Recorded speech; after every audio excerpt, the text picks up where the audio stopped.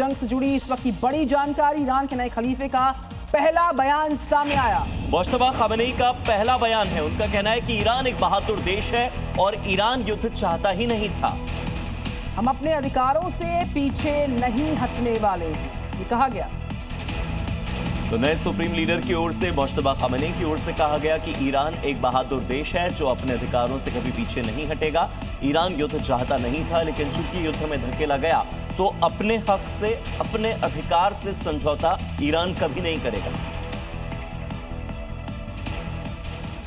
Mushtaba Khamenei ने एक TV channel को इंटरव्यू दिया जिसमें उन्होंने कहा कि वो युद्ध नहीं चाहते, लेकिन ईरान अमेरिका इजराइल के हमले में मारे गए सुप्रीम लीडर अली खामेनी और शहीदों की शहादत का बदला जरूर लेगा।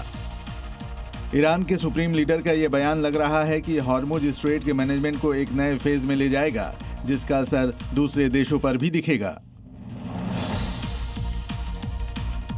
बड़ी खबर यह है कि अमेरिका के राष्ट्रपति डोनाल्ड ट्रंप की ओर से बयान भी सामने आया। ट्रंप का कहना है कि ईरान के साथ शांति समझौता जल्द होगा। कहा गया कि ईरान हर बात पर राजी। ट्रंप ने कहा ईरान के पास कोई सेना ही नहीं बाकी बची है। तो अमेरिकी राष्ट्रपति डोनाल्ड ट्रंप का यह बयान कि ईरान के पास अब कोई सेना बाकी नहीं रही है। नेवी को खत्म करने का दावा ट्रंप बहुत पहले ही कर चुके हैं और ऐसे में वो ये कह रहे हैं कि अब ईरान के साथ समझौता जल्द होने वाला है। ट्रंप ने यह बयान एक अमेरिकी न्यूज चैनल को दिया जिसमें उन्होंने कहा कि ईरान के साथ युद्ध जल्द खत्म होगा। वो अब ज्यादा समझदार हो गए हैं और वो उन बातों को राजी हो रहे हैं जिन पर उन्हें होना ही है। आपको ये याद रखना चाहिए, हमने उनको हरा दिया, उनके पास कोई सेना नहीं है। वहीं इजराइल और लेबनान पर बोलते हुए ट्रंप ने कहा कि आईडीएफ लेबनान में अपने ऑपरेशन कम कर रहा है। हालांकि ट्रंप ने अपने इस इंटरव्यू में इशारों में ये भी कह दिया कि अगर ईरान समझौता नहीं करता है तो उनको काफी तकलीफ होगी। लेबनान पर नेतन्याहू का बड़ा बयान, हिजबुल्लाह से कोई सीज फायर नहीं।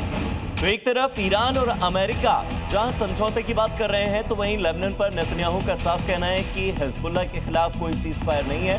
सीज फायर पर पिछले बयान से पलट गए। हिजबुल्लाह से हमारी जंग जारी है और जारी रहेगी।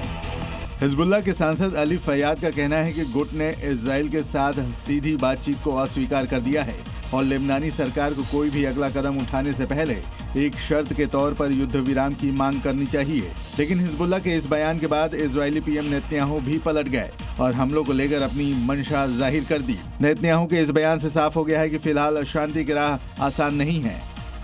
इजराइल और हिजबुल्लाह के बीच जो युद्ध चल रहा है उसमें सबसे बड़ी अपडेट यह है कि इजरायली हमले में अब तक 303 लोगों की मौत हो चुकी है।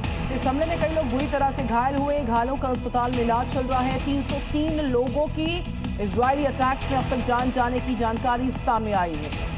तो लेबनान पर लगातार इजराइल की ओर से अटैक हो रहे हैं और Israeli defence force, Israeli air force की ओर से जो लेबनान में हिजबुल्लाह के ठिकानों को निशाना बनाया जा रहा है। ऐसे में 303 लोगों की मौत का आंकड़ा लेबनान से सामने आया है। और इसी बीच बड़ी अपडेट एक और, ईरान के उप विदेश मंत्री की ओर से यह बड़ा दावा किया गया कि इजराइल संघर्ष विराम के लिए मान नहीं रहा है। तो हम भी संघर्ष विराम के उल्लंघन का जवाब दे देते। पाकिस्तान ने इस पूरे मामले में हस्तक्षेप किया। पाकिस्तान को यूएस ने आश्वासन दिया कि वो इजराइल को रोकेगा। लेबनान को लेकर हमारी नीति साफ है। सीज फायर में लेबनान शामिल हो, ये बात अमेरिका की ओर से कही जा रही है। तो मिडिल ईस्ट के युद्ध में सिर्फ बारूद ही नहीं, प्रोपेगेंडा वीडियो से भी अपनी ताकत को जताया जा रहा। अब ऐसा एक वीडियो अमेरिकी सेंटकॉम ने जारी किया जिसमें कि ईरान की जो स्ट्राइक है उसको दर्शाया गया। देखिए आप।